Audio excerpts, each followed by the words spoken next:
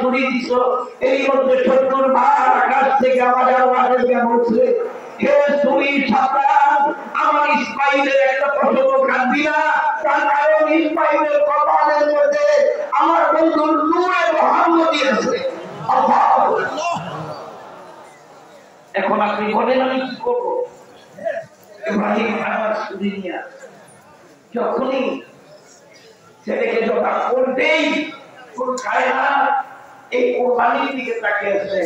আল্লাহ বলেন আমি ইসমাইলের ভিতরে তাকিয়ে দেখি, কালবে তাকিয়ে দেখি, আমার প্রেম সারা সন্তানের প্রেম নাই। আমি 2000 বছর একটা দুম্বা জান্নাত ফেরদাউসের বাড়িতে ভাবছি, জিবরিলকে বললাম তুমি তাড়াতাড়ি দুম্বা নিয়ে যাও।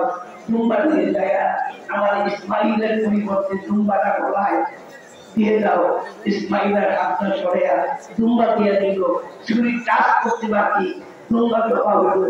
চোখ বান্ধা ইব্রাহিম মনে করলো আমার ছেলে জবা হয়ে গেছে। উনি খুশি, আল্লাহ তোমার হুকুম আমি পালন করতে পারছি। এই বইটা আরো জোরে যখন ছুরি চালায় তখন শুনতেছে পিছন থেকে আওয়াজ আসতেছে আল্লাহু আকবার, আল্লাহু আকবার, আল্লাহু আকবার, লা ইলাহা ইল্লাল্লাহু, আল্লাহু আকবার, আল্লাহু আকবার ওয়া লিল্লাহিল হামদ। ইব্রাহিম নবী আসতে হয়ে গেল, আমি জবা করি এখানে, তাকবীরটা পিছনে কে? এখানে তো আর কেউ ছিল না।